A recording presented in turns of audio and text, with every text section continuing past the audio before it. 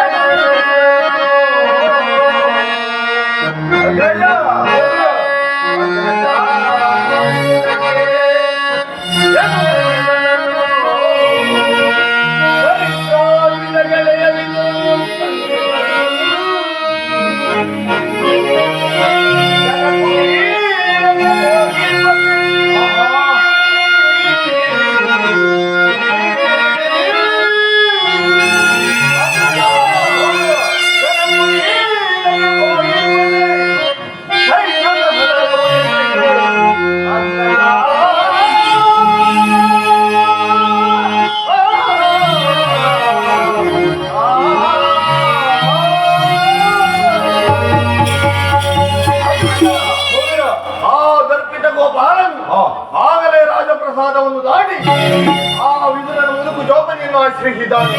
ನೋಡಿದೆ ಅಣ್ಣ, ಎಷ್ಟೊಂದು ಅವಹೇಳನ. ಇದು ಅವಹೇಳನವಲ್ಲ ಪ್ರಿಯ ಸಹೋದರ, ಯದುಪತಿಯು ಭಕ್ತ ಪರಾಧೀನ. ಹೆದರುವಂತಹ ಭಕ್ತರು ಆತನಿಗೆ ಮತ್ತವರಿರುವರು. ಈ ದಿನ ಭಕ್ತನ ಸತ್ಕಾರವನ್ನು ಸ್ವೀಕರಿಸಿ ನಾಳೆ ನಮ್ಮ ಮಂದಿರಕ್ಕೆ ಬಂದೇ ಬರುವರು. ಚಿಂತಿಸಬೇಡ, ನಡೆ ಸತ್ಕಾರಕ್ಕೆ ಏರ್ಪಡಿಸು.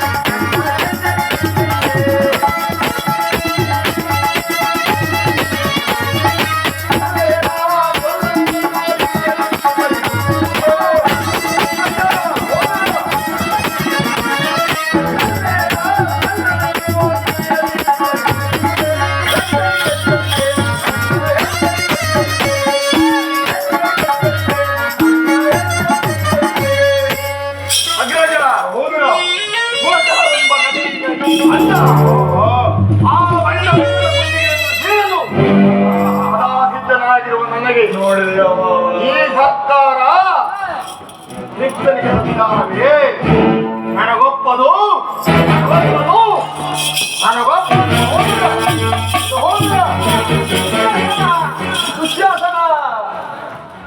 ಅಭಿಮಾನಿ ಶಾಲೆಯಾದ ಈ ನನ್ನ ಪ್ರಿಯ ಸಹೋದರನನ್ನು ಶಾಸನ ಮಾಡುವುದು ನನಗೂ ಒಂದೊಂದು ಸಾರಿ ದುಸ್ಸಾಹಸವೆಸಬಹುದು. ನೋಡಿದೆಯ ಸೌಬರ ರಾಜ, ನನ್ನ ತಮ್ಮನ ಕ್ರೋಧೋಗ್ನಿಸುವುದು ಮೊದಲು ಈ ಸಿಂಹಕ್ಕೆ ಸರಿಸಾಟಿಯಾಗಿ ಶುಭನೆ. ಈಗೇನು ಮಾಡುವುದು? ಕೃಷ್ಣನ ಸಂಧಾನಕ್ಕೆ ಸಮ್ಮತಿಸಲೇ ಅಥವಾ ಯೋದ್ಧವೇ ಸಿದ್ಧವೆಂದು ಪ್ರತಿಭಟಿಸಲೇ? ಅತ್ತಿಗಾಗಿ ಇಲ್ಲಿಗೆ ಬಂದವನಲ್ಲ, ವೈಭವಯುತವಾದ ಕೌರವೇಶ್ವರನ ಸಾರ್ವಭೌಮವನ್ನು ದಾಸಿ ಪುತ್ರನ ಮುರುಗುಜುವ ಪಡಿಯನ್ನು ಆಶ್ರಯಿಸಿದ್ದೇನೆ.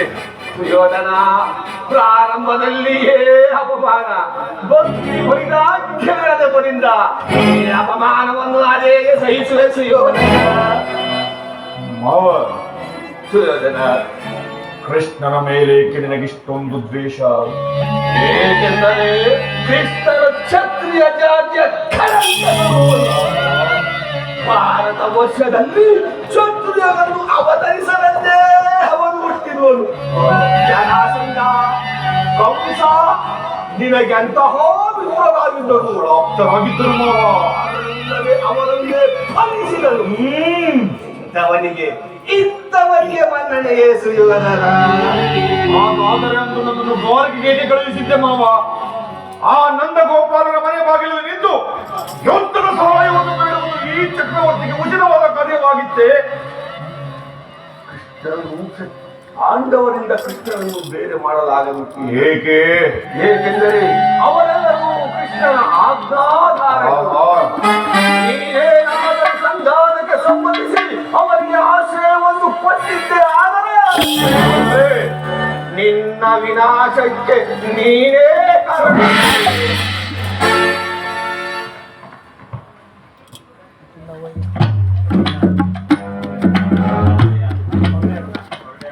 ಸುಯೋಧನ ಪಗಡೆಯ ಆಟದಲ್ಲಿ ಸೋತಾಗಲೇ ರಾಜ್ಯದ ಮೇಲಿನ ಹಕ್ಕು ಹೋಯಿತು.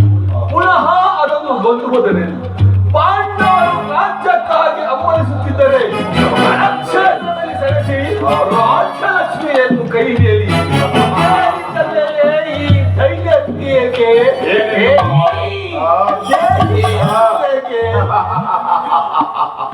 ಸರಿಯಾಗಿ